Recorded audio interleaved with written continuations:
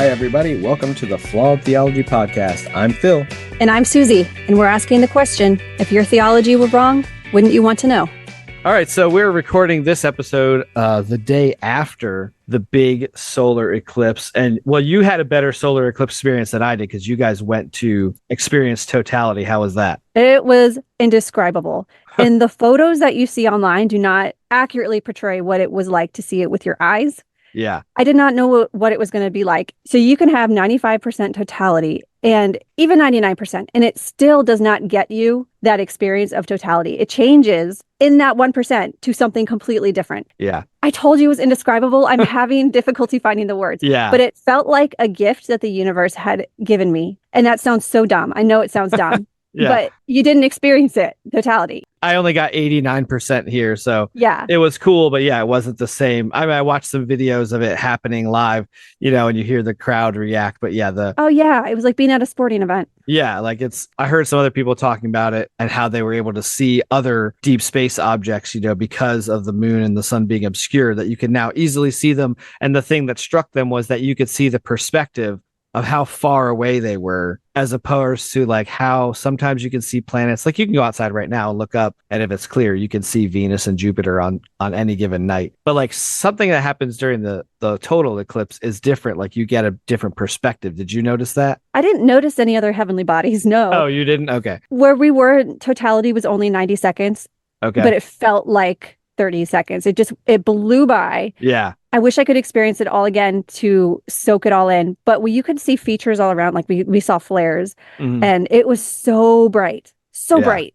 Yeah. But dark everywhere. It was like it looked like it was sunset. But then when you look up, it's like this fire in the sky. It was just amazing. Can't even describe it. My older kids went with their bio dad out to Indiana to see it. Oh, that's awesome. So they got to experience. I haven't really had a chance to talk to them about it yet because they just got back today. So I'm curious what they'll say, because my daughter said it was the best day of her life. Granted, she's only 8, and so she hasn't had very many days. That's okay. But that still says a lot. Yeah. Well, and the other thing that's interesting about the eclipse that is, of course, has been building up this whole thing is like there's been all kinds of talk about, well, the rapture is going to happen on April 8th. Mm-hmm. It's funny to me, like how every significant celestial event or any major naturally explainable event like earthquakes or whatever, the automatic jump to so many people is to some bigger thing, something with a spiritual meaning. And it's so freeing to experience those things now without having that baggage. Right. I can imagine how that would have felt 10 or 12 years ago if we would have had it and I would have been a super Christian. I would have been like, oh, this is it. It's so stupid now. Like you look at it, you're like, yeah. So Marjorie Taylor Greene tweeted after the earthquake. Yeah. For those of you who don't know, there was an earthquake in New Jersey that was Friday, right? Yes. So I live in Maryland, and I felt it for like 5 seconds. It supposedly went on for a minute in New Jersey or New York. And Marjorie Taylor Greene tweeted, I don't have it in front of me, so I'm paraphrasing. Yeah. God is so mad at us. I pray that America wakes up and listens. God, he's punishing us. He's sending us a sign or something like that. Yeah. And I read this to my kids at the dinner table. I was like, guys, what do you think about this? And they were like, well, that's stupid, because eclipses, you can predict when they're going to happen. It doesn't mean God's mad at you. Does that mean he's going to be mad in 2033 in Alaska? And I was like, this is a great point. I'm glad you're thinking critically. How are you thinking more critically than a 49-year-old woman who's in Congress? Right.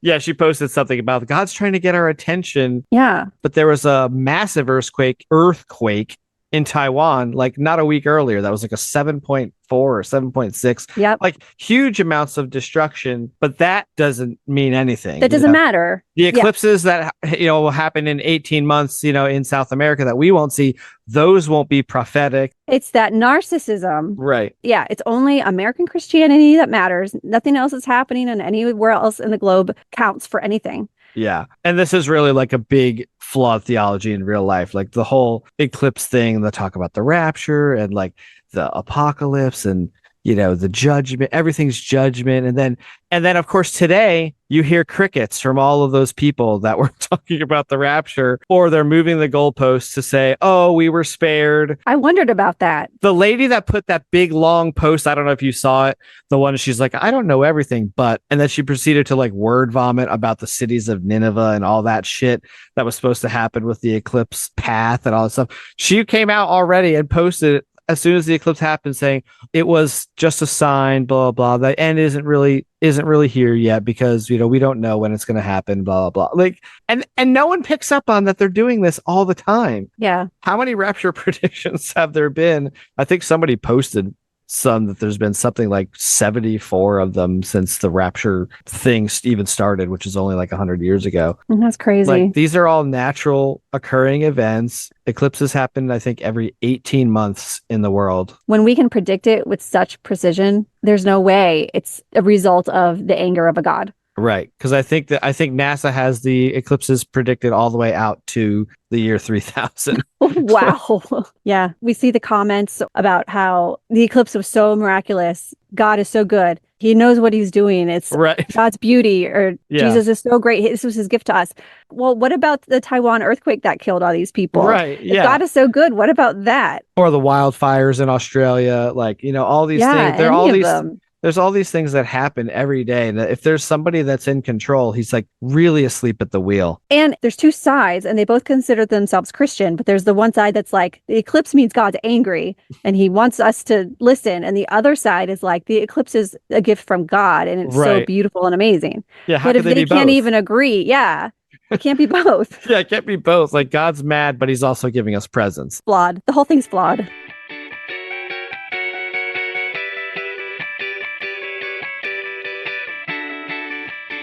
We are excited tonight to have a guest with us. Yet another guest that we stole from Stacy Gran. So we're just going to have to start sending her royalties for all our guests that we're excited to have Darante Lamar on. So Durante, welcome. Thank you for having me. I am excited to be here. We're excited to have you. I told Durante before we started recording that I'm going to introduce him as the deepest voice in deconversion. So he said he was okay with that. I am. Don't adjust the bass on your recording. It's just Durante's super voice. So Durante, I heard you on one of Stacy's episodes and I was like, ooh, I need to talk to this guy because he's like, you got a lot to talk about. You had like a real infectious personality and you're really passionate about, what you're doing in the world. But before we kind of get to all that, why don't you tell us a little bit about your faith background? Because you're unique from a lot of the people that we've had on and that you were actually in full-time ministry and all that kind of stuff. So tell us a little bit about your faith background and all of that.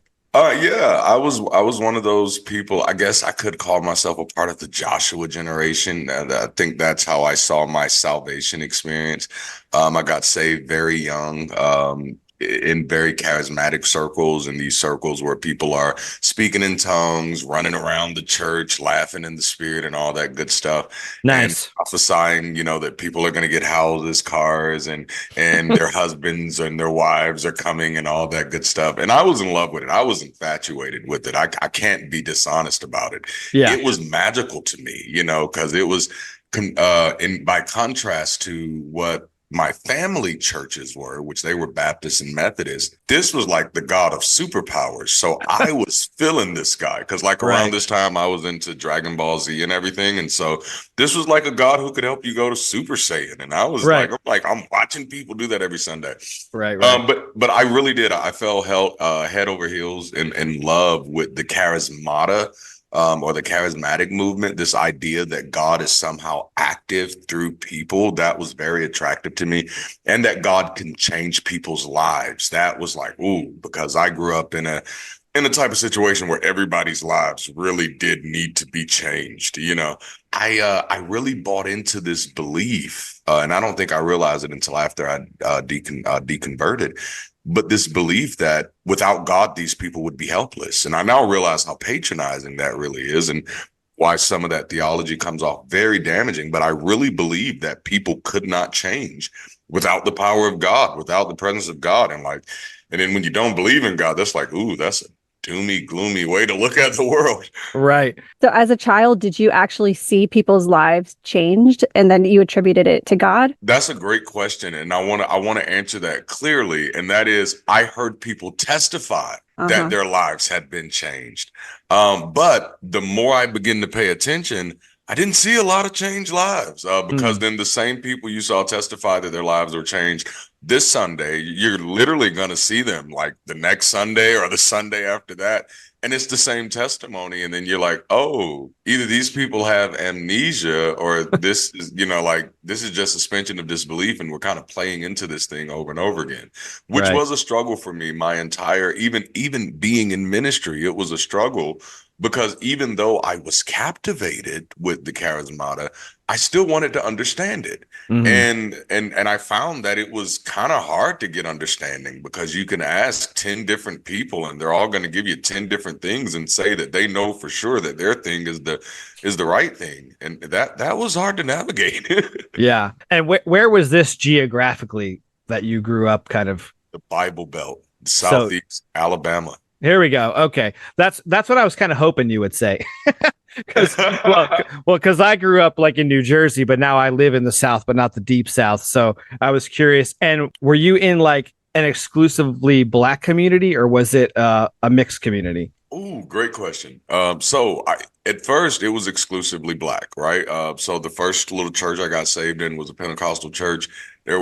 If anybody was in there that was not Black, they were probably very uncomfortable by the time the church service got started. As a matter of fact, I brought one of my white friends to that church service and a lady started screaming and running and he left. Wow. He was like, nope. They're not ready for that, huh? No. Yeah. Well, it's the reason I asked that is because we had Robert from Affinis Humanity. I don't know if you know who he is, but he's kind of like a humanist advocate for education, but his perspective is also very much about like the impact of Christianity on Black culture. Yes. And how it's so different like culturally in the Black community. Could you talk a little bit about that, like in your experience? Now, see, that's a hot topic for me. It's actually one of my favorite things Here to we go. talk about. Okay. But because that's really one of the things that shook me out of number one, belief, and then number two, silent atheism. Okay. Just watching how damaging this particular belief system. So before I deconverted, I noticed something about my Black contemporaries and my white contemporaries. And it was the way we interpreted scripture, at least in the charismatic movement. And I noticed that the majority of my Black churches viewed God or viewed Jesus as a suffering savior. And the majority of my white contemporaries viewed Jesus as a conquering king. And this thing really kind of stood out to me. One day I was watching a movie with one of my best friends and it was, I wish I could remember the name of it, but Samuel L. Jackson is like a FBI or CIA guy who investigates terrorists, and he's like doing horrible things to this terrorist. And my white friend is like, yeah, that's what I want to do one day. And I was thinking like, oh, damn, really? That's not Christian, is it? But I begin to realize that for him, no, doing this for my country, for him, that's a part of his theology. That was not a part of my theology. Right. Doing anything like that was horrible. So that's when I first began to realize that, oh snap, I think we're interpreting even Jesus differently. But it went beyond that. I began to notice that a lot of our messages in our services are very dependent. Like it creates this idea, like we have sayings in the Black church, like, won't he do it? And like, which means God is going to do it. And can't nobody do it but God. And he may not come when you want him, but he'll be there right on time. Like, what kind of sense does that even make? We've allowed our relationship with superstition to allow us to concretize anecdotes as truth. Yeah. And it is very dangerous. Even people from my community that leave the church, even when they leave religion, they don't always leave superstition. Like I grew up, it wasn't just church superstitions. It was don't step on the crack or you break your mama's back. It was don't split the pole, don't whistle in the house, don't have don't open the umbrella in the house. And while in some people's households, this was like a nice little joke. And growing up with me, you could beat for stuff like that. Like right. you violated this law. But we also believe stuff like if a child ran across the pulpit, God would strike him down. Now, you think those beliefs are silly, but then you have to begin to wonder, what does this do to a parent's view of their own child? What does this do for a parent who believes in that way, for the autonomy of that child, for the agency of that child? You teach this child to be afraid of the world, and that goes beyond just the theology. This child now literally begins to believe that their whole life is dictated by this unseen force. And here's the unintended consequence. What happens is, why should I even try? Right. And so one of the number one issues I see in my community, and I don't want to speak from everybody's perspective, but I can tell you what I've seen, is there is an overabundance of people who don't believe in themselves enough to try, because it is not I who live, but Christ who lives in me. Right. What's the point of even like trying to get out of whatever situation you're in? Because you're in that situation because God put you there. If you're poor, if your dad's a crackhead, if your mom's getting beat by your dad, that's because there's some lesson that's supposed to be being taught. And then looking at that from the outside now, you look at it and you say, that is from Christianity. The world looks at that from the outside and they say, oh, that's just the Black community. Oh, But no. I mean, I remember Robert talking about these, saying like, this is taught to us culturally because of religion, and he was talking about how the Black community has assimilated that into their full culture, the slavery mindset, like. I think the most dangerous thing that the Black mind receives from Christianity is that there is a set order for the world, is that things are established and you cannot change that. And so if it is God's will. And if you are to try to interfere with that, you put yourself at risk of interfering with God's will. So this belief that this world has been designed the way that it is, because in the Black mind, you have to wrestle with, if God is just, then why is my condition what it is, And the way you reconcile that, unfortunately, because of our theology, is God is sovereign. He can do whatever he wants to do. And we have to learn how to accept that. Unfortunately, that also translates to how many of us approach social justice issues. So like, while we'll get together and love to say that we all marched, when you actually look at the statistics, many of our movements struggled because of the church, because the church was always there saying, don't get involved with that. That is going too far. Even Dr. King, he had to fight his own peers to be where he was. And to be honest, he had to be convinced to even take that statement, to take that stand. It was people like A. Philip Randolph, who was an atheist, who was organizing the civil rights movement, but because of the Black church propaganda, we don't get to learn about him. We don't get to learn about Stokely Carmichael and the work he does and that he brings, who was also a non-believer, or Bayard Rustin, who just starts to get his flowers, who was also a skeptic and a gay Black man who organized the March on Washington.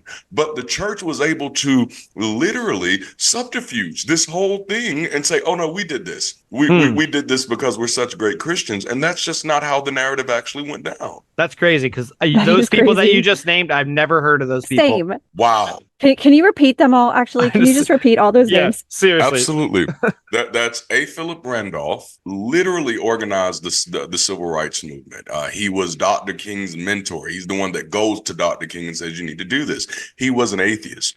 Everything you read about him will say that, because he was an avid atheist, which is why his name gets pushed to the back pages of history. Right.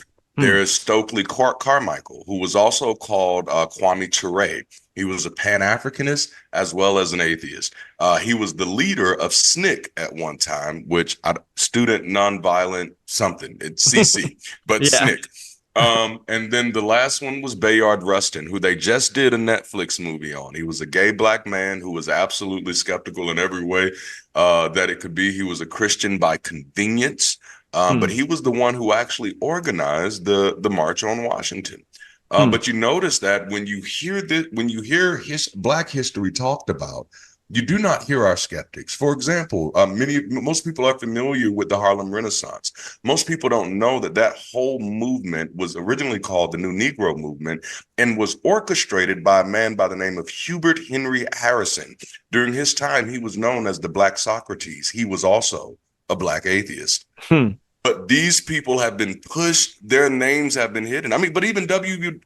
Du Bois was a black atheist. Yeah, I find that whole thing fascinating because in white communities, there's a latent racism, sometimes more outspoken, depending on where you are. I mean, I grew up in like New Jersey, so no one up there would ever admit that they were racist. But if you sat around at my family's like Thanksgiving table with my uncles who were Italian, they were super racist, you know, and we all just thought it was funny. And because I had my own internalized racism, I just thought it was funny. Yeah. You know, I went to a school in kindergarten that I was probably like the only white person there. It was all. And my parents used to actively like chastise me for talking like a black person. Yep. What? Because when you hang around a certain group, they have a certain cadence to their voice and you start to, you know, kind of talk that way. And I would come home and I would say something and my parents would be like, why are you talking like that? And I remember what happened when I was a junior in high school and I liked a black girl at my Christian school that I went to. It was not well received. I had that same experience. So that whole like system, when you look at it from the white perspective and then growing out of that and becoming more progressive and learning about the civil rights movement, I learned about the civil rights movement from like a Christian perspective somewhat.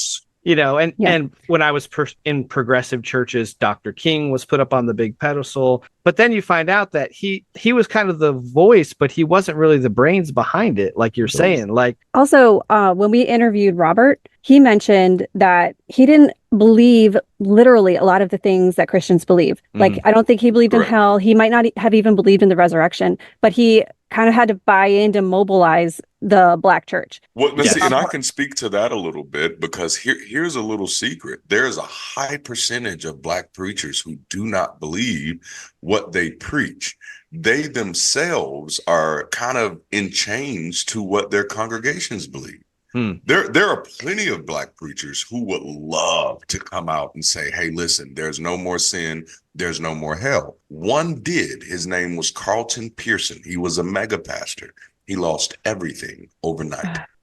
Everything. Yeah. And so black preachers have learned the hard way, you know, that if you want to survive, because most black, you know, I'm gonna X out the ones who are in it for the money and filthy lucre and the women and all of that. I'm gonna hone in right here on the ones who are literally in it because they love people and they think this is what they're doing, that what they're doing is helping people. Most of them would literally change their theology overnight if they knew that their congregations would support them. But that social environment does not exist. That mental flexibility doesn't exist as of now.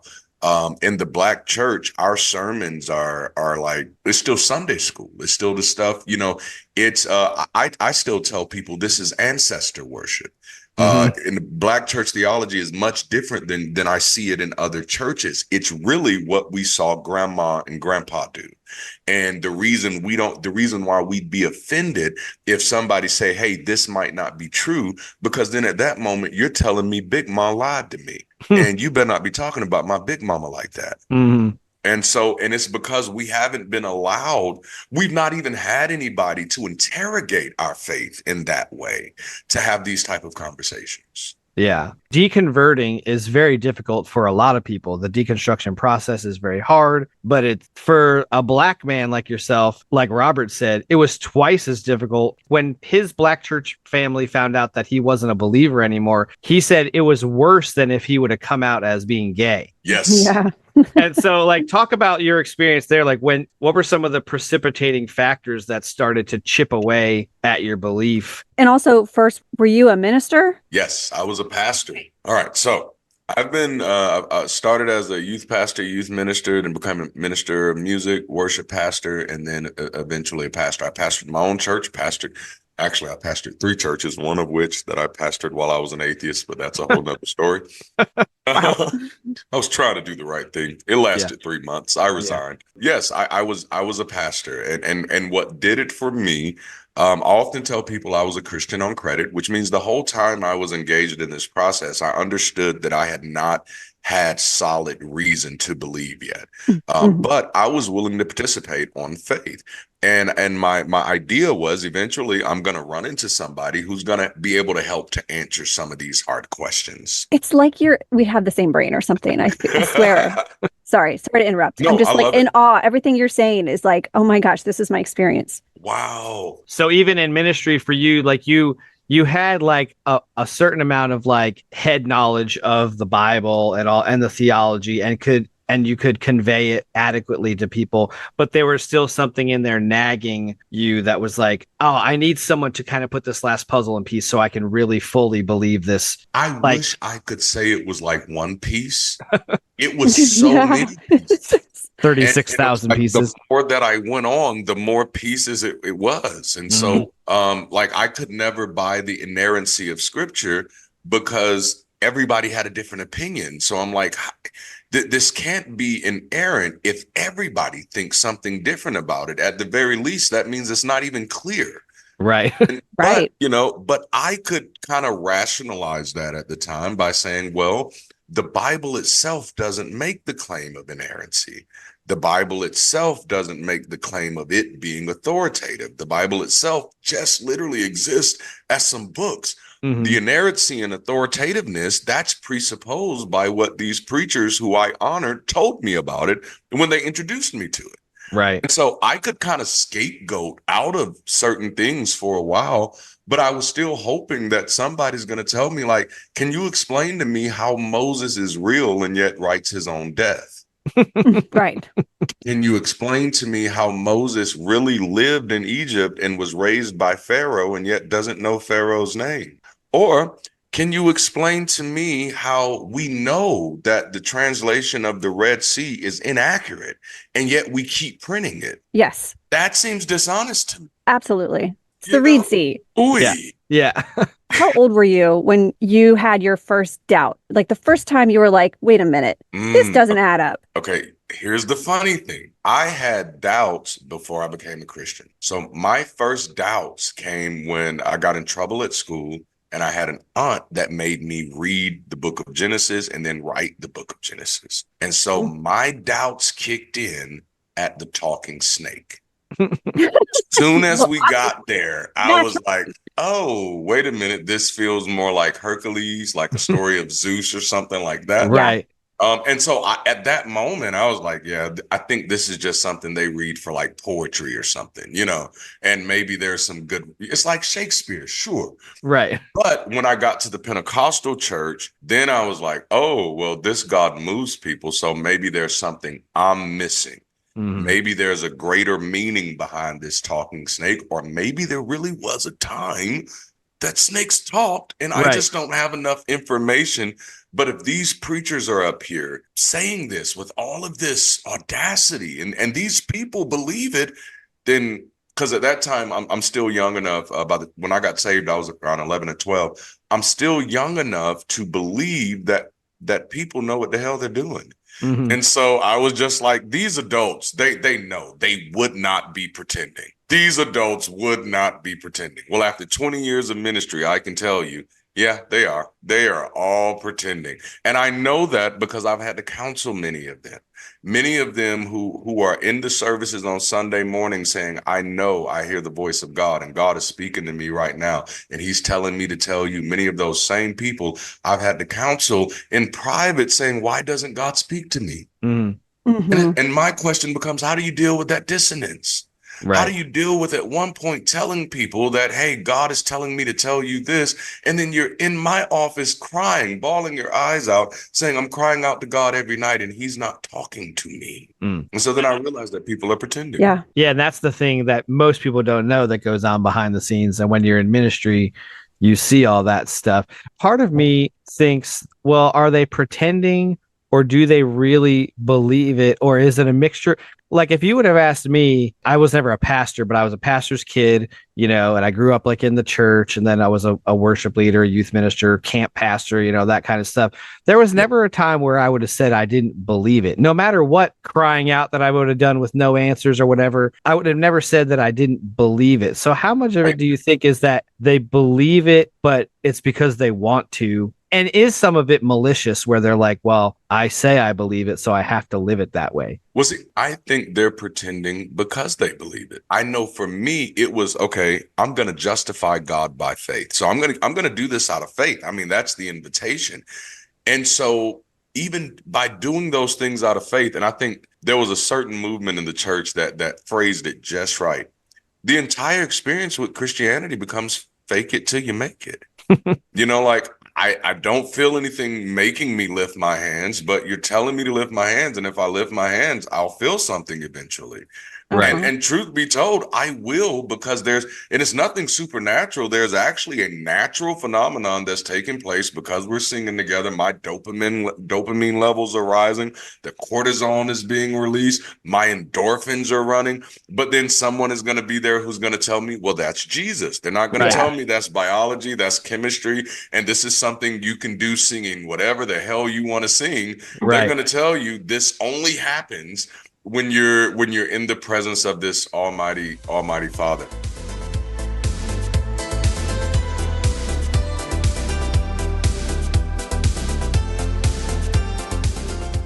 How did you go from being a believer and having questions to then getting into ministry? Because it's a pretty big jump to go from being even if you're a hardcore believer, sold out, on fire, all that stuff. It's a pretty big jump to then go to ministry and then to full-time ministry. Like, great question. How'd you get there? Well, my mother was a crack addict and my father was not present. And so I grew up in the 80s and the early 90s, and life was horrible. And I really saw just a lot of the ugliness of the world. And so when this God of power was introduced to me, the God who could change the world and change people's lives, I wanted to sign up for this God. So my moment of conversion came through my mother getting demons cast out of her. And so I was like, holy crap, if this guy can get demons out of her, then yes, I will serve you for freaking life, because yikes, she was crazy. Yeah. So, which apparently it didn't take. I was just going to ask, how are the long-term outcomes of that exorcism? Did not take at all. As a matter of fact, shortly after that, I got saved, got filled with the Holy Spirit with the evidence of speaking in tongues, and she kicked me out the same night because I didn't buy her alcohol. So the dissonance is real. Yeah. And I kept serving God after that. Like, I literally got saved because the demons got, cast out of her. And I didn't rethink this when the demons came back. I should have asked for, let me, can I get a refund? Right. But because I believe that this God was, was going to give me superpowers to do stuff like that, to impact people's lives like that, I wanted to serve him. And so I immediately started reading my Bible more and more and more, watching all Christian television. And truth be told, I feel like I got radicalized by everything that I was just kind of watching and listening to. It's like, hey, you're chosen. And then because, I've always been kind of charismatic, and then, my parents wasn't, with me in church. Churches were really attracted to me. Churches are attracted to orphans. Somebody should look into that. Yeah. But, churches were really attracted to me and really love to, oh, you're anointed, you're going to be a prophet to the nations and stuff like that.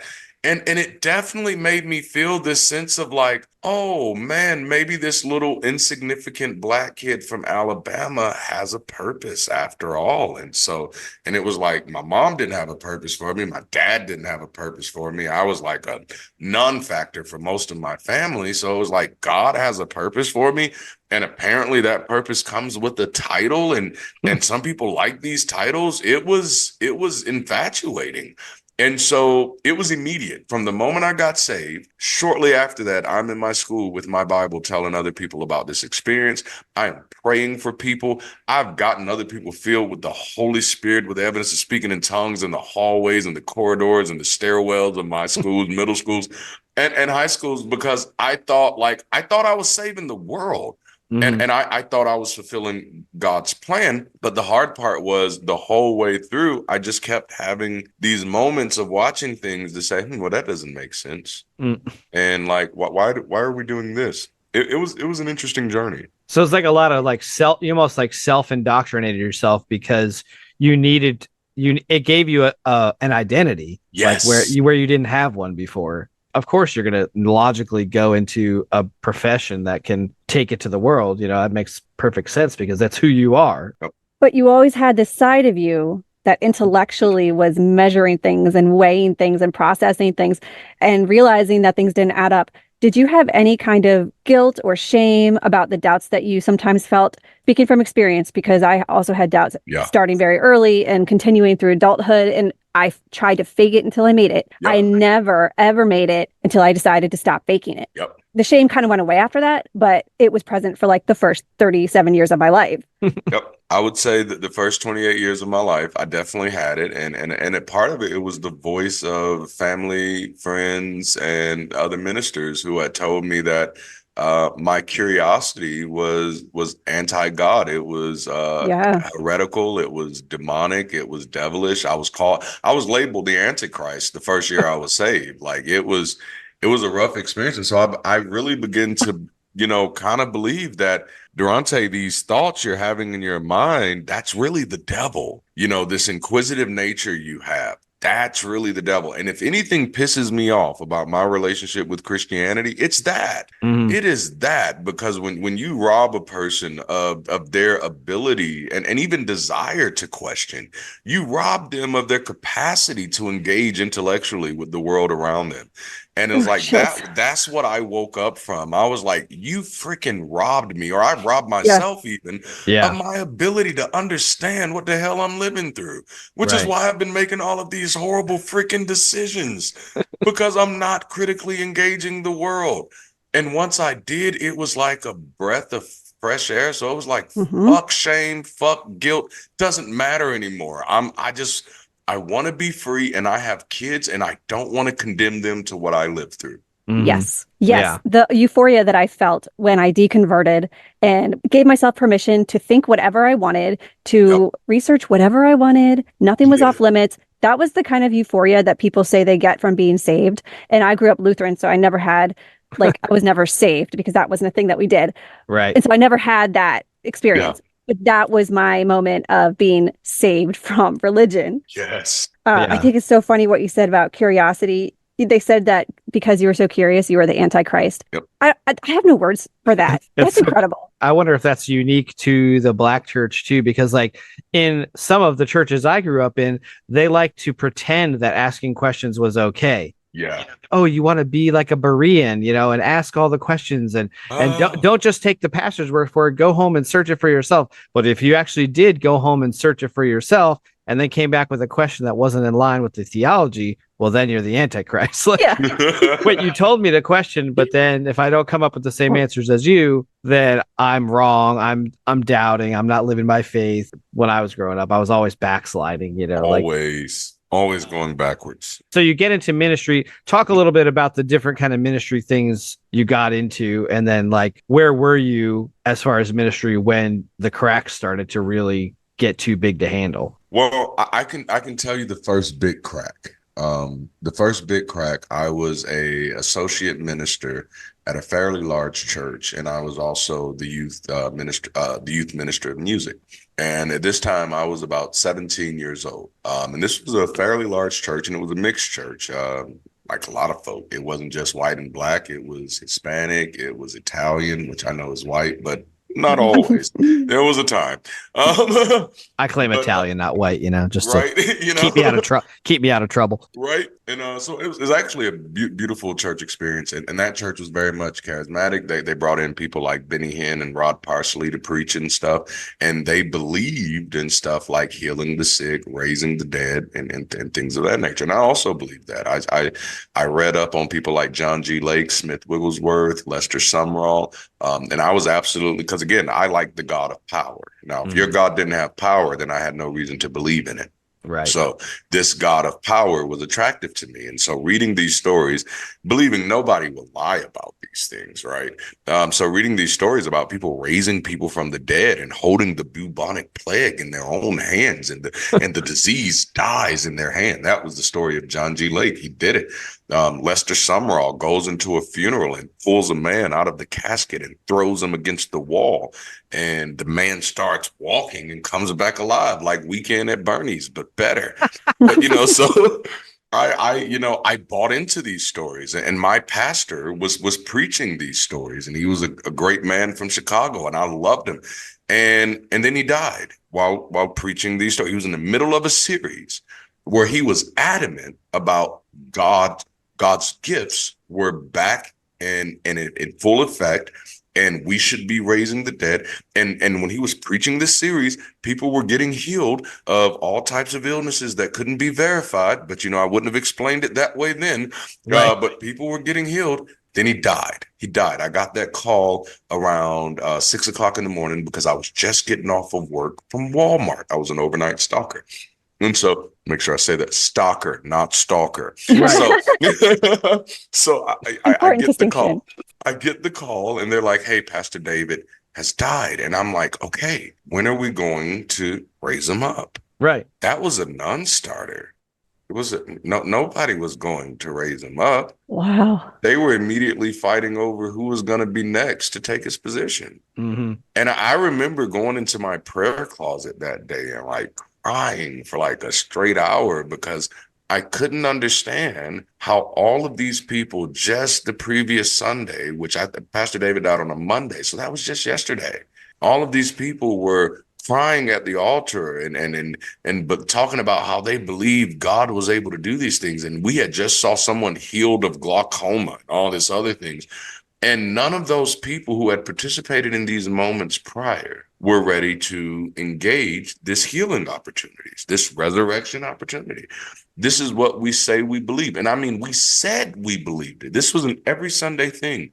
That was hard for me to reconcile because at this moment, I cannot separate your behavior from your belief. If you tell me this is what we believe, but then when you have an opportunity for your behavior to demonstrate that, it's like, it wasn't just that, like only a handful did. Nobody did. Mm-mm. I felt like the fool. Right. It was that moment where I looked around and said, so am I the only one that really thought this was a thing? That's and crazy. You were at age 17 when that happened. So you had this huge crack that formed. And then you went on to become a minister. So did you just kind of ignore that crack and pretend it wasn't there? Did you try to fill it with caulk or something? I assumed my theology was flawed. You blamed yourself. Yep. After that, I withdrew from the idea that God heals or raises the dead. Because it was that, and it was also because I had been a part of I was a healing guy for a minute. And I had, at the same year, did a little revival where two boys had come up who had cast on, and I prayed for them and they took the cast off and the whole church goes, hey. And I remember being back at home in my bedroom thinking like, but I don't know anything about what happened. I don't know how long they had those cast on. I don't know if they had broken arms or fractures. I don't know if this was the week the cast was supposed to come off or the week after or the week before. There's so many variables, and it began to bother me that nobody else was asking. And then just kind of conflating that with this Pastor David issue, I began to realize that a lot of the people that were my contemporaries were not engaging these questions at all. But here's the messed up part. I just bought that to mean that I was special, that I'm seeing something that others can't see right now. That's why God wants to use me the way he's using me. He wants me to see these things so that I can understand it. And then I can craft the theology the way that it's supposed to be. Now, I wouldn't have used those words, but that's literally what I was trying to do. I was trying to craft a version of God that actually worked. And I think that's what every believer is trying to do at the end of the day until they realize that, holy crap, this doesn't work. Can't be done. Right. Yeah, they're trying to make God into their own image. Yep. When you just build your own God, it's like a little Lego set. You're like, well, my God can do this. But then how's the guy down the street have a totally different God, that does something totally different? And then a critical thinker says, oh, well, that can't be right because one of you has to be wrong, or both of you have to be wrong, or all 40,000 versions of you have to be wrong. I grew up Lutheran, and my sister, around age 20, converted to Seventh-day Adventist. And my mom, obviously still firmly Lutheran, they would have debates where they would sit, and I would sit in the middle. They would throw verses at each other, like why each of them was right. Yep. And I'm just sitting there in the middle, like looking back and forth, like, how am I supposed to know which one's right? Yeah. What if you're both wrong? And if we can't tell, what's the value of this at all? Right. If we can't tell, how valuable is God? How valuable is God's communication if we can't tell which way is the right way? And both were in earnest. Both really wanted to know the truth. It's not like they had bad intentions. They both had good intentions. Right. But it's just impossible to discern objectively what the true message is of the Bible. Yep. Yeah. What kind of God would just leave it up to us? Like, Right. If we're flawed human beings. yeah, if he's all knowing and, all powerful, it seems like he could have done a better job in getting his point across than just throwing down a book that anybody can interpret any way they want. Right.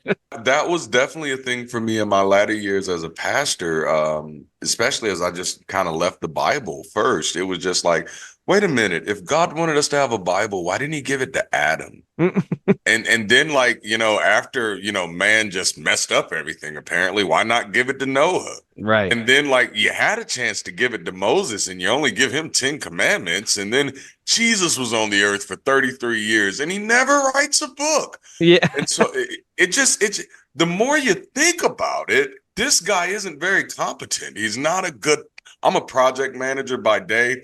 And this guy would not have a job on any of my projects. No. That reminds me of a video that I watched of yours, a recent one about hell. Ooh. And you said something in that video that was so jaw-dropping for me. It gave me chills. I had to stop and get my notebook and write it down. You said, and you were referring to heaven and hell and logistically how it doesn't make sense. And you said, a God who is incapable of maintaining justice in this world will likely be just as incompetent in the next world. I was like, holy crap, that's so true. If somebody had just said that to me at like age 12, I would have been like, oh yeah, you're right. None of this is true. Like, just give me that permission. Explain this to me in a way that is so clear. Yep. If anybody has a lingering fear of hell, they need to go watch that video. It is one of the best ones I've seen on hell. Oh, wow. Thank you. What was interesting about that is even while doing that video, I had a thought that I had never had before. And it was just like, holy crap, he didn't just mess up earth. He also messed up heaven. There was a war in heaven. There's a war in heaven. This guy is majorly incompetent. Yeah. How could you have a war in heaven? Yeah. And then, of course, the Christians will say, well, that's because even in heaven, they had free will. But the same argument against free will that you have on earth is the same as in heaven. Yep. How could they have free will if you had foreknowledge of everything that was going to happen? You're like, oh, man. And the fact that hell exists at all shows that God failed. Right. Yes. Yes. It's like so clear when it's just explained like that. I wish somebody had explained it to me like that. Oh, yeah. I wish someone would have given me the freedom just to think about it like that. Or just to think, just to engage it with all the nuances, whatever it is. And I don't think I ever realized that, I was my family were not saved. They were Christians, but they were not saved. They were drunkards and sleeper people and all of that. Nobody was saved. Right. So it's crazy that these people who were not even saved felt it necessary to indoctrinate their children in such a way to say, don't think anything else other than this. And just kind of going back to that difference in the Black community, there's another thing. It's also because if you think different, somebody might kill you. If you think different, you might not get the job. If you're Black and you're atheist, if you're Black and you don't fit the status quo, which is why you'll notice, and this may be a controversial sentence, you'll notice a lot of what gets packaged as Black culture is just mainstream popularity, because the whole idea becomes don't stand out too much. Don't deviate from what is popular. And which makes it very hard to be an intellectual as a Black child, because then you do get picked on because you're different. You don't align with what Big Mama said. You don't align with Uncle JoJo said. You question things. And so to kind of feel safe in the Black community, you have to be both religious and sometimes you got to turn down your light a little bit. It hurts to say it out loud, but that's the life I've lived. The first 28 years of my life, I had to pretend like I had no interest in other things. But, I had to constantly defend me not being interested in certain types of music. I had to constantly defend me not being interested in sports. I had to constantly defend me not wanting to do things that I didn't have reason to want to do. And that was hard. But then what I realized is that the profession that I was a part of was what was creating that trap. That a lot of our messages were definitely anti-difference, was definitely anti-intellect. I mean, we literally preached it don't matter how much you know. My great aunt, when her daughter graduated from college, years ago, and I said, oh, Aunt Steph graduated from college. She said, that don't mean shit. Mm. This was common. This is what many of people in my community, in my particular context, this is how they view education. Because the thing that they're all so terrified of is someone else feeling like they're better than them. Uh-huh. And then I finally realized after I kind of deconverted, like, damn, how toxic do you have to be to think that nobody can be better than you? Like, you're not out here killing the game. Like, godly, you're not Michael Jordan and you're out here like, oh, nobody can be better than me. No, that's superstition. To even believe that somebody couldn't be better than, there are people better than me at plenty of things. Because I'm not defined by one thing. There are people who are better at managing money than me. I'm a musician, and there are musicians who can play me under the table. As an atheist, I have the freedom not to be offended by that, because I no longer feel that I am fearfully and wonderfully made and just, created this perfect emblem of perfection. Instead, I realize I am a freaking evolved primate who gets to evolve a little bit more every day. And so when I find somebody that's better than me, it's not offensive. It's enlightening, because people can do what people do. And so when I see another person doing something that I can't do yet, it's actually incredibly inspiring for me. Wow. That's a nice way to look at it. And it also goes back to that whole self-esteem thing. You've actually got a whole community. And as a child, you're actually a kid with no self-esteem, but you're being taught that you're the best thing on the planet at the same time. And Christianity teaches you that you're shit, but you're awesome at the same time. Imposter syndrome, right? Yeah, and the only reason you're awesome is because you have God. It's no wonder everyone doesn't just have such a perseverated personality, of like, I'm a piece of shit, but I'm a child of God at the same time. Like, I'm wonderfully made. Yeah. There's a song by an artist called Maddie Zahn, and it's called If It Wasn't God. And that is like one of the most powerful thoughts, because what you do end up realizing when you deconvert is that, all of those nice things I did, all of the good things I did that I actually value as good, that was actually me. Mm-hmm. That wasn't, my imaginary friend. It was actually me. I am capable of being a good person without any extra voices in my head. And I think that's a weird thing to have to come to realize. Yeah. I have a pipe dream of getting Maddie Zahn's music as our theme music somehow, because all her stuff is so powerful. Like if you watch any of her videos, even just the way she interacts with people in shows, if you ever watched her videos, she's down on her knees on the edge of the stage, talking to people. And you're like, oh man, that's it's just so powerful what she does. I think it's what we always wanted church to be. Right. like something real, something tangible, something human, know?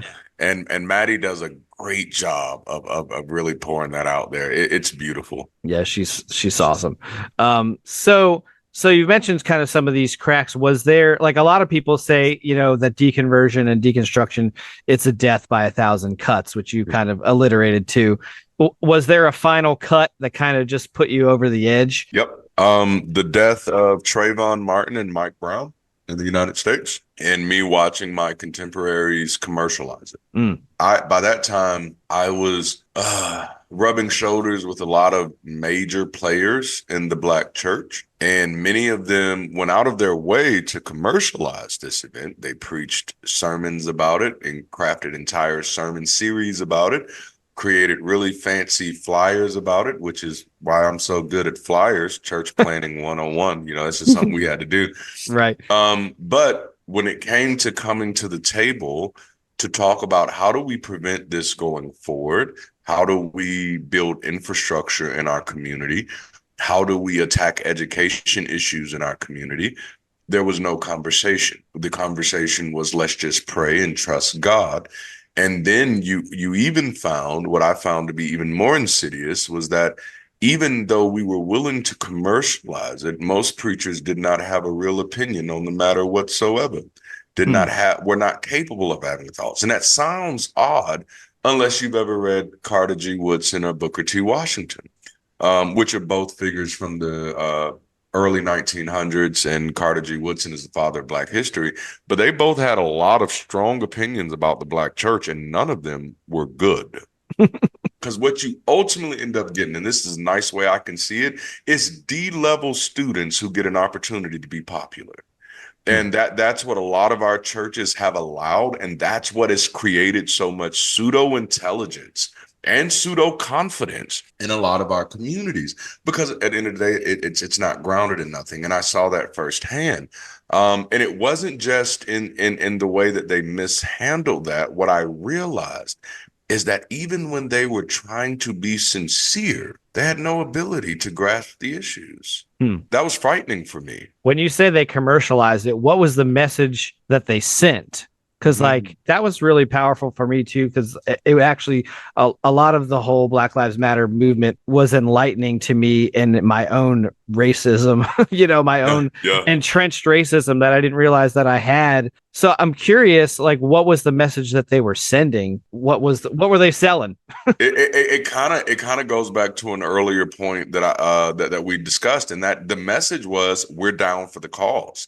The message was, we're out here involved. So for like 6 weeks at a time, preachers would get in their pulpits for 6 weeks back to back and preach how we're super duper concerned about what's going on. And we have a mandate, an obligation, we have a calling to be involved. But then it's really just to get people interested in your church for those 6 weeks. And after those 6 weeks are over, you're never going to talk about it again. And get involved in what cause? It was like when Trayvon died, a bunch of pastors did a sermon series where they're on the cover of the sermons, of the promotional, with a bottle of Arizona tea and your Skittles, and this is their way of saying, I identify with you. And I want to point this out, because this is pandering, right? And this is what bothered me, because we're going to preach for 6 weeks and just say, we need to stand up, we need to do better. But what I found is that this was no different than what politicians do when they come to our community. I'm going to say something to you in a language that I know you appreciate, and then I'm not going to offer you anything after that, because I know that this is all I had to do. And the reason that's all I had to do, because the cultural context of growing up is depend on anecdotes, not evidence. So it doesn't matter if someone follows through on what they said they were going to do. All that matters is that they said the magic words. So there's no real activism where you're like, we need to go out and address the systemic racism in the police force. We need to preach about it. It's not even we need to go out. It's just we need to preach about it, and we need to pray about it, and we need to sing songs about it. And then let's do a special giveaway and say we're doing the giveaway because of it. But then if you bring someone in the room who's actually an activist and say, hey, well, we actually need to be doing this, the first thing you're going to hear is like, oh, well, we don't do that. This is our lane. We're the church. We pray. It's almost as bad as anybody who just says they care about any social justice issue but doesn't do jack shit about it, but the thoughts and prayers, but talk about it in thoughts and prayers. Yeah, it's like the same thing. Like, oh, I'm heartbroken that these people have been killed, but I'm not going to do anything to prevent it. We're not going to talk about why it actually happened. Nope. Was there like self-victimization too? Like, this is the lot that we've drawn as our community, and there's nothing we can do about it? Because I mean, that's a part of Black theology, is that there's a someday, and that someday is not today. That someday God is going to deliver. Someday God is going to be just. Someday God is going. So one day the first will be last, and the last will be first. That's the whole theme of the Bible, right there. It is, right? That's the whole Bible. Yeah. So that whole thing basically pushed you over the edge to say, say what? I'm out of the church. I'm out of belief. Well, the conversation I had, because there were some other factors playing into play at the same time. I was in a very disappointing marriage. And at this time, my church was falling apart. I was losing my faith. I just graduated with my bachelor's degree, and I was looking at my life, and I'm like, my life doesn't make sense. My life is at that moment was ultimately miserable. And I was like, but I follow your law. I follow your word. I've done everything right. And I'm watching people who I know we're not doing it right. And I ain't saying it because I thought I was better than them, because they're sending me the videos of them not doing it right, if you know what I'm saying. Okay. So like I know what other people are doing, and I'm trying to figure out, like, God, how have I offended you in such a way that, my life is not here? And then coupled with watching, my other pastor friends, it became, maybe you're sitting at the children's table and you've ignored that voice in your head telling you that these people don't know what the hell they're talking about or what the hell they're doing. And you have lived your entire life ignoring good sense. And that's where I was at 28. And it wasn't even an angry place. It was like, holy shit. I think I just wasted the past 2 decades of my life. I think the reason my life is the way that it is not because God didn't do, or God did do, or the devil didn't do, or the devil did do. It's because I wasn't paying attention to reality. I was believing that things worked differently than the way things actually worked. I was believing that if I give enough, if I pray enough, if I sacrifice enough, if I just, be obedient to God, that then God will, this supernatural God would naturally make things okay. And what I realized is that the God of my theology no longer even lived in nature. And which ultimately meant, like, dude, your God is absolutely irrelevant. If he doesn't live in nature, he has no ability to impact nature whatsoever. And so I had my last conversation with God that day. And that was in 2014. And it was like, hey, if you're going to know me, you're going to have to do it like you did it to Adam. And if you don't do it like that, this conversation, this relationship is over. Wow. You realize it's a one-way conversation. Yes. You're like, I've been doing all the damn talking, and then I've been making up the answers on the other side of the freaking phone. Yes. It's like you were playing a game, like a computer game, but you had the wrong controller, or you didn't know what the buttons did. And so you like thought you could press this button to do one thing, but then you realized you were doing it wrong the whole time. The whole And that's time. why you were sucked at the game. Yeah. Yep. Wow. So what do you view now, like kind of on the other side of faith, are like some of the most damaging aspects of religion and or faith? Like I feel that religious superstition is an absolute assault on human autonomy, human agency, and human capacity. If you believe about yourself that you are nothing, or that you are nothing without God, or that without God, you can't, or without God's plan or God's will, you can't know anything, you will literally live a life never really exploring yourself or your own capacity. And what absolutely breaks my heart is now realizing how many people have gone to the grave, never really exploring their lives, never really seeing what they could have done, never, like, one of the most heartbreaking things for me in 2014 was realizing, like, dude, you literally believed that the only thing you could be was a preacher. Like, right. that hurts. Like, especially now that I've seen all the type of thing. Like, I taught myself how to program, how to computer code. And I'm like, I would have never done that as a pastor, because I just had automatically believed that these things were beyond me, and that there was this other thing that God wanted my attention. And so, like, the most damaging thing is that people lose control of themselves. They lose a desire to even know their own selves, and lose a desire to really explore what they can do. I think one of the saddest things in my community is I'm surrounded by people who won't even try. I can pull up charts of, here's good ideas, here's things you can do, and they've already convinced themselves. And it's not just them, it's years and decades of socialization, and it's also the communities that they're a part of, and the relationships that they have. But they just already believe that there are certain things that are off limits to them. And so in the Black community, it is definitely assault on capacity. But for other people, it's the assault for everybody else, it's the assault on autonomy. That I don't even have the right to feel the way that I feel about the way that I experience life, that I have to subject that to somebody else's imaginary friend. So if I feel like something is wrong, I have to say, well, if God doesn't feel like it's wrong, it's not wrong. Right. Nobody can learn that way. That's not healthy. Yeah, it's very destructive. Yeah. When you finally did decide to walk away, well, let me rephrase that, because I don't feel like people decide to walk away. I feel like you get to a place that you just can't believe anymore. Would you agree with that statement?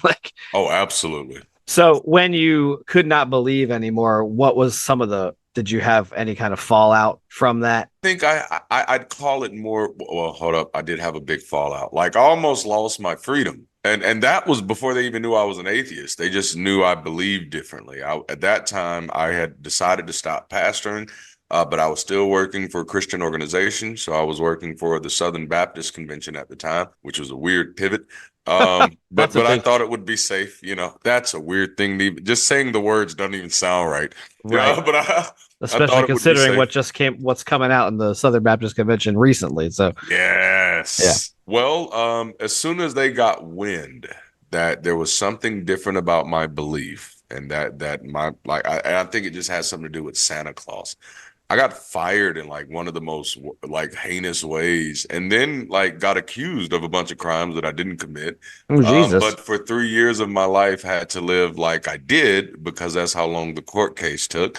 I didn't have a lawyer, didn't have money for a lawyer. I was always broke, very broke most of my life. So I literally had to fight that court case myself. Did end up winning, but it took forever, and my career took a hit. Like, my college degree meant nothing for 3 years because there was a pending felony on my record, and it was all because my beliefs were different. But you would think that would be the worst part of the story. No. When I called my family members and let them know what was going on, and they said, well, why are these people doing that? And I'd say, well, it's because I don't believe in Jesus anymore. Well, maybe this is God's will. Oh, shit. I was waiting for that. So that's why I said, like, fallout work-wise, because that impacted my family. I have a family of 6. We have 4 kids. That impacted my family horrendously. My economics, oh my goodness, it was a nightmare. But everything else, I did not consider that fallout. I considered that realization. I just now know who you are. Yeah, that's crazy. So was this the church that basically accused you of criminal stuff, and then you had to defend yourself? Yes, it was a church association, the Calhoun Baptist Association for Alabama, Anniston, Alabama. And it was literally just one guy. The first charge was harassment. I got called to pick up my last check, and when I got there to pick it up, the doors were locked, and they were standing on the other side laughing at me. I literally just said, "You're a jackass," and I left. By the time I got home, the sheriff was there and said, "Hey, there's a warrant for your arrest because you've harassed somebody." Oh my God. I said, "All right, let's go. I don't mind, because I'm somewhat of a smart person, so I know I can go down here. We'll do this process. I'll have my day in court, right?" Right. But we go down there. 6 hours pass, and then I'm like, "Okay, what's going on?" And it's like, "Oh, well, you'll be staying overnight because you've been put on suicide watch." I was like, "What?" And then the next day, they added 3 other charges. Like, it was like theft of property and 2 other things. And I was like, "Whoa, what is going on?" And of course, my wife spent all night like kind of boycotting or protesting, the jail cell. The next day, I was able to get out only after the guy who signed off on the suicide watch to keep me overnight had to admit that he wasn't even on the premises when he signed off. And that someone had called him and told him that based on some of my Facebook posts, that they had reason to be concerned. And because he trusted that person as a good friend, he thought that he should follow their suggestion. That is what he explained to me the next day, that I should understand why he robbed me of life and liberty for a night, because it was a good friend. And if he had not followed through on his friend's advice, he could have been putting my life in jeopardy. Wow. I'm speechless, because like this also goes to the whole fucked up nature of the justice system, because I mean, I don't want to assume things, but I'm assuming that your Southern Baptist, loving Christian people were all old white guys. They were. And here's young, intelligent black man that they're like, we're going to fuck this guy. Yeah. And you knowing that you were a black man were like, well, I'm not going to fight this, or I'm going to wind up on the pavement like the people that we've been watching on TV for the past 5 years. Yes. That's the very definition of the systemic shit that the whole black community has to deal with. And then where did it come from? The fucking church. That's it. Just like you were saying before. Like, I mean, that's a very real thing. Like, that's an actual, like, that's not anecdote. That's like, you lived that shit. Like, that's right. Yeah, that's crazy. Well, you're muted. Suzanne, you're muted. All right. How long have I been muted? The whole time you were talking. What I was saying was that they say they're so persecuted, but yet they are not being framed for felonies just because they believe. Right. But he's being framed for felonies because he does not believe. So who's being persecuted? Yeah, and the nice big long list of Southern Baptist pastors that have been sexually abusing people for decades. What kind of repercussions are they getting? Are any of them in jail? Not a fucking one of them. Half of them are still in the pulpit. It's the black man that's the criminal. Like, and what was interesting is like a year before my trial concluded, they ended up finding out that one of the administrative assistants had stolen like $300,000. Hello. And no one had even knew. But because they were trying to ramp up so much evidence against me, they ended up stumbling across that instead. Well, that's hilarious. That's really ironic. I love that. Right? Karma's a real bitch sometimes. Yes.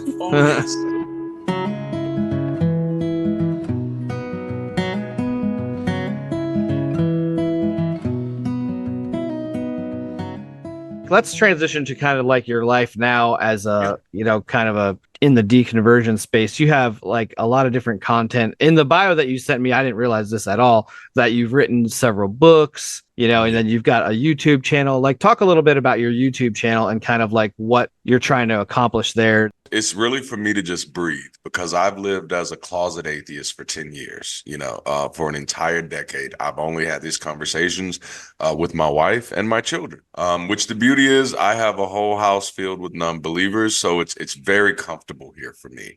That's good. Kids, yeah. Well, the moment I told my kids that Santa wasn't real, that kind of did it for them. There was like, so these other guys, they're not real either, huh?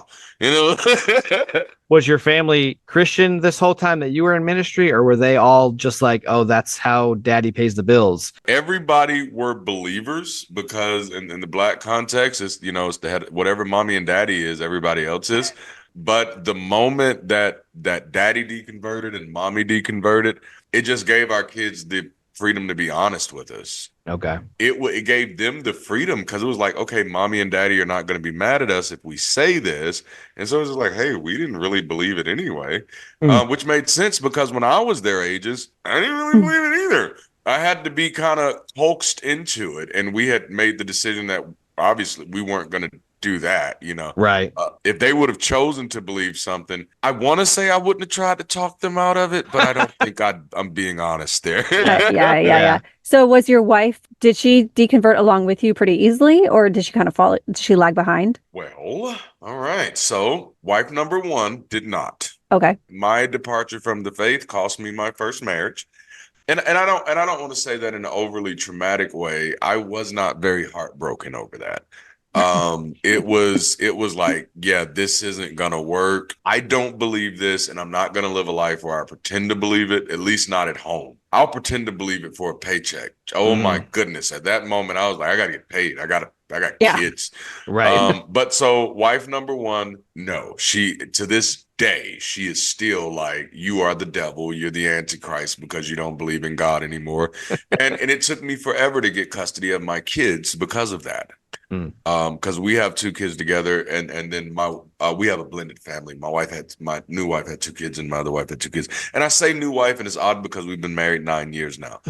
My new wife, when we got together, I wasn't 100% honest about atheism, because I was like, we're black, and black people can't be atheists. That at least that's the way we talk about it. Right. But I did let her know I was no longer a pastor. I didn't feel comfortable being introduced to people as a pastor, and that my theology was nothing like any other Christians. And she was really cool with it, which we had known each other since 9th grade. So I should kind of give that context.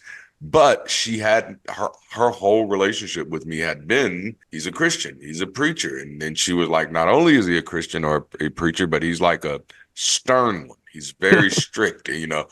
So she was elated to actually kind of figure out that I had chilled out a little bit. Like she wouldn't date me in high school because I was too staunch. And it was right before we got married where I said, okay, I got to be honest with you. I don't believe in God, and I want to give you the opportunity to call it off if you think that's a deal breaker. And she was just like, boy, stop, you know. So I described my wife as she grew up, she was culturally religious, but she was never like committed to the cause. Like she had issues with church. The thing for her was she didn't like the way Christians treated people. So she had created her own personal theology anyway, that God is good by whatever definition I believe is good. Mm-hmm. So if I believe it's wrong to mistreat people, then God doesn't mistreat people, you know, and that was just kind of her rationality. And because of that, by the time her and I had that conversation, she was like, well, that doesn't really matter to me. And then after she articulated that out loud, she was like, oh no, wait a minute. It really doesn't matter to me. I don't think I believe in this either. Mm-hmm. But now her mother is still firmly involved in ministry. Her mother is an evangelist and all that stuff. So she doesn't feel comfortable calling herself an atheist, but she will call herself an agnostic. Mm-hmm. But in the house, she's an atheist, you know. Right. Let's get back to your YouTube channel and your content. Like you were mentioning that it's about breathing. And you said, I think in your first video, this is for me. Yep. Like a lot of it is just like to figure out if I'm crazy or not, right? You know, because like a lot of these things, you know, I've been having in my head, like for 10 years, I've been thinking about these things. And I used to tell my wife, sometimes I feel like I'm beautiful minding it. Like I'm literally just writing scribble scrabble and everybody just like, oh, that's so cute. And they're just too afraid to tell me that, bruh, you are off the rails. Right. You know, I wanted to share some things to see if there were other people who could resonate with what I was saying, because and there's some self-esteem stuff there too, because I was, you know, my whole life has been as a preacher has been I preach people amen, and there's my value. Mm-hmm. And so I went 10 years without having anybody to amen or co-sign my thoughts, and that's a really hard struggle. So it's just like, oh my God, how do I determine if what I'm saying is okay or wrong? And then like 2023 hit last year, and I was just like, I don't care anymore. This is a horrible way to live. And I need to find community. Which brings me to the second part. It was like my network has struggled. I don't have people to talk to because everybody around me believes in Noah's flood, or that the, you know, or that the earth is only 6,000 years old. And it's just like, holy crap, I can't have any serious conversations with people. So this really was my channel. It was an outlet for me to breathe and find community and to see if these things that I've been running through my head, if these ideas actually resonate with anybody else but me. And so, you know, in a very shallow way, I was just looking for my tribe, looking for people that I could be in a room with and feel comfortable and feel like I don't have to hide who I am to be in this room, and that I don't have to agree with every word you say to still feel comfortable in this room. It's been beautiful.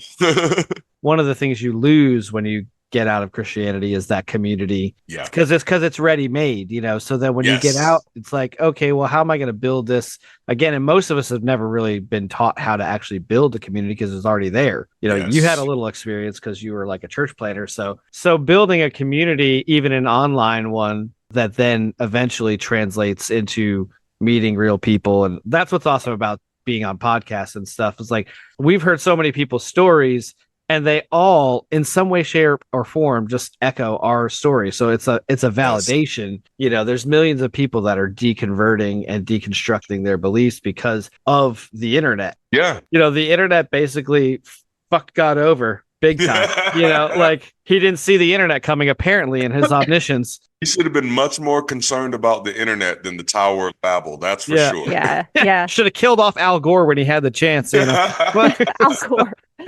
Yeah. Well, I think that your story is really going to resonate with a lot of our listeners. You seem like you had a struggle between this emotional side that wanted that identity and wanted the hope.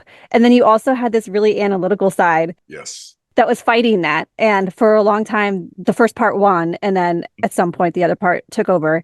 That is a struggle that I think a lot of us encounter. I did. I wasn't as strong on like the identity and the hope side. I was always a little more apathetic toward Christianity, and it kind of wished like it didn't exist. But that is really a war that takes place in a lot of our brains. Yeah. It just makes me feel a lot less alone, that I know that there were also other analytical kids out there who maybe felt a little lonely. Like, why am I the only one struggling here? How come everybody else can believe this without question? Right. And just like you, I fell back on well, I guess they know what they're talking about. My parents wouldn't lie to me. My pastors wouldn't lie to me. You know, my uncle's a pastor and I love him.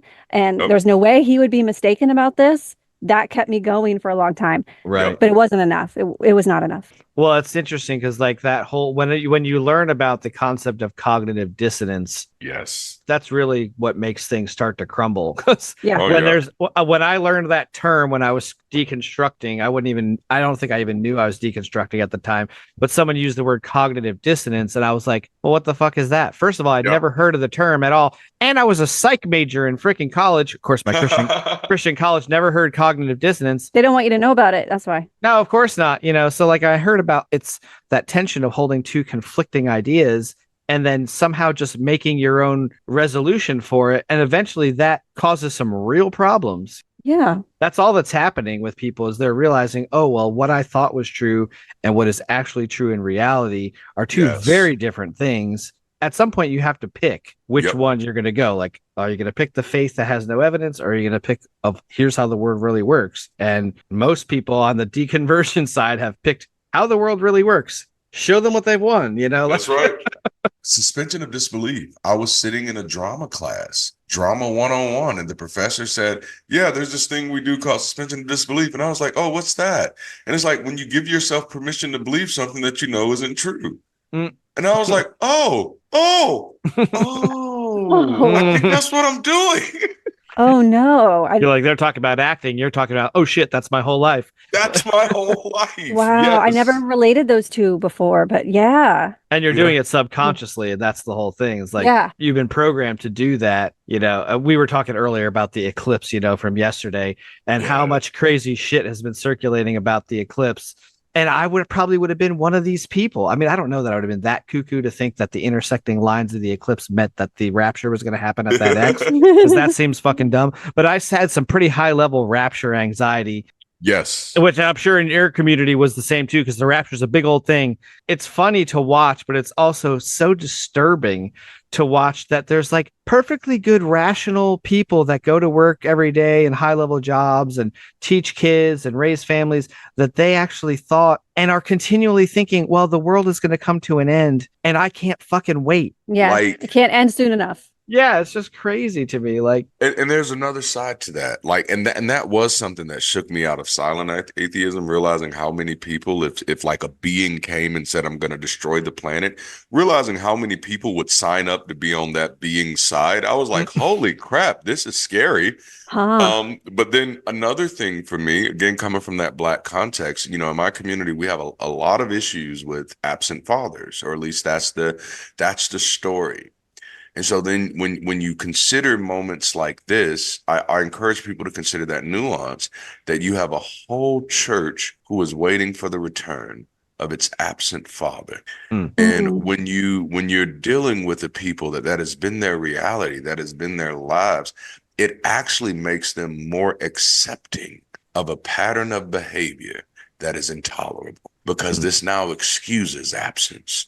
This gives you all types of justification for why a father would not be there for their children. And I've seen that a lot of times in my community, that it's not just somebody runs off doing something stupid. Many times people have really solid religious reasons as to why they are not there for their children and their families. But they get that example from God, because if you can justify God's absence, you can justify anybody's absence. Yeah, That makes perfect sense. Wow. And then look at like the moms that have to go and explain where daddy went. Yep. And they're going to make up a whole story that also doesn't make daddy look bad. Right.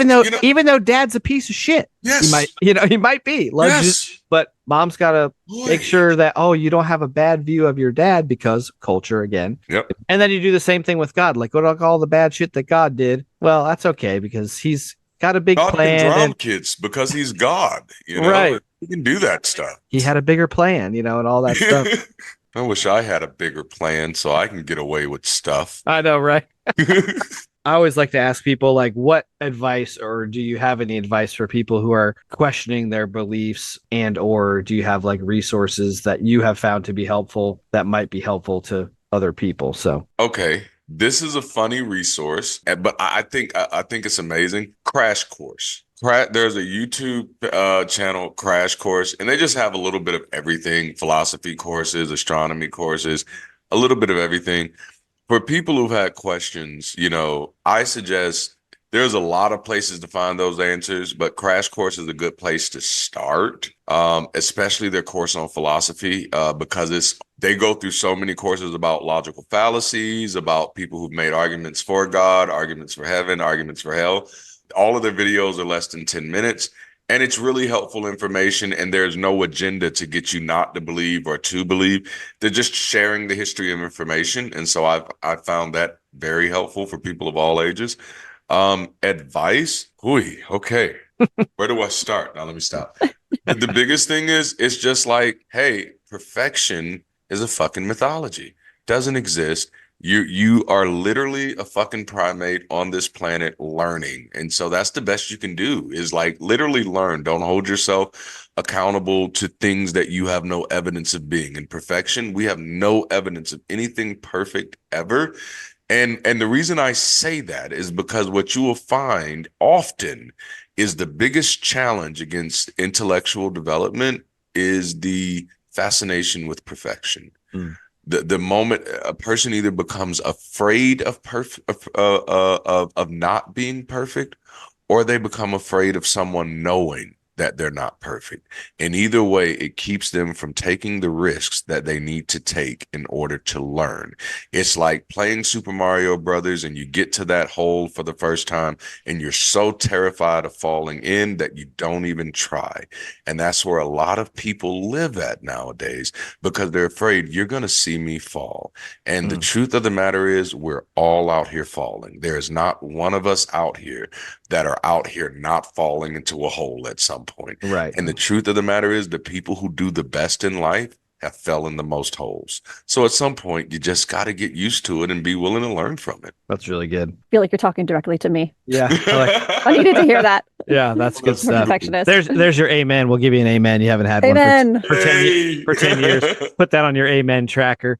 You're so quotable. I'm compiling quotes. I've been writing them down. Oh, thank you. Gonna make a quotes page. Yeah. And forgive me if I say thank you a lot. There was a time in my life where I didn't say thank you. Anytime anybody would ever give me a compliment, it was always glory to God. Glory to God. Yeah. And so now I've gotten comfortable just saying, no, thank you. Thank you. It was a compliment. I appreciate it. I did something good. Thank you. Yeah. Yes, you're welcome. Kudos to you. That's awesome. All right. So lastly, tell us where people can find you on social media. Awesome. I can be found anywhere just by Darante Lamar. That's my first and middle name. I'm Darante Lamar X on Twitter. Sorry, it's X now. I'm not on there a lot. I'm still trying to get reacclimated to social media. Obviously, I was a pastor 10 years ago, so my crowds were a little different. And so I'm having to kind of recultivate. But on Facebook, I'm pretty active, and I'm Darante Lamar there. TikTok, I'm getting in there. I'm also Darante Lamar there. Literally, Darante Lamar everywhere you can find me, because I think I'm the only person in the world with that name so far. With that combination, there's that works out good. Darantes, but I think I'm the only Darante Lamar. And even if you find me on Amazon, I'm there. I don't have any atheist-based books yet, but they are coming. But my first book, my first book was just called Significant. If you read it, you can clearly see, oh, this guy is leaving the faith. because it was about me learning how to critically engage my life and realizing that, holy crap, my life is not, I'm not significant, not because I'm insignificant. It's because I'm not making significant decisions, and I'm not making significant risks. And that feeling of insignificance is not the world's judgment of me. It's my own judgment of me. It's me looking at myself, knowing like, dude, you could be doing more, and you're not. And so that book was kind of that journey through that. Cool. Yeah. And you have a couple other books on there too. So yeah, we'll post the whole link to all, unless the other books are too Jesus-y and you don't want us to put them out there. Nope, they're not Jesus-y at all. The other one is Memphis. It's a novel, and there's like, it was, like Personal Project. It's a novel about politics, thriller, and sex. So there's not Jesus-y that sounds at all. Fun. No Jesus there. I'm going to add these to the list. So yeah, we'll post all this stuff in the show notes. Any last thoughts, any last bits of wisdom you want to share? If I did have any last minute wisdom, and it's the freedom I've found over the past 10 years, and that's just do what makes sense. Literally. And that's what we've been doing in our marriage. We don't have anything called submission in our marriage. We're committed to each other. Like, submission doesn't exist. Like, we're two adults. You do what you want to do. We both, whatever we do, there's consequences. That's what we know. Like, that's how we live. Our children kind of have autonomy to be themselves and to discover themselves. We don't, there's really only one rule in my house, and that's don't lie to me. And the reason that's a rule is because if you lie to me, I feel that means I've done something to lose your trust, and I don't want to live there. But I love our lives as atheists. It's the most freeing I've ever been able to live in my entire life. Yeah. I was going to say that earlier. They sometimes say, like, you'll know if it's true by the fruits or by the peace that you feel. Yep. Well, I never felt any peace before. Yes. And now that I'm out, I feel oodles of peace. Mm-hmm. Yes. Oodles. It's everywhere. They'll be like, oh, that's fake peace, though. I can't be real peace, because you didn't have God, so. Right. All right. Well, Durante, I appreciate you joining us tonight. Yes. Thank you. Thank you. And I'm glad we stole you from Stacy. And we'll continue to steal her podcast guests until she catches on. She picks the best guest, man. Yeah. Her and D are amazing. Yeah, and she does it live, and then we'll take those people, and then we'll edit them and make them sound really, really good. Yeah. So, hey, that's it. That's how you corner the market. yeah. So, all right, we appreciate you being here. Thanks again. Thank you.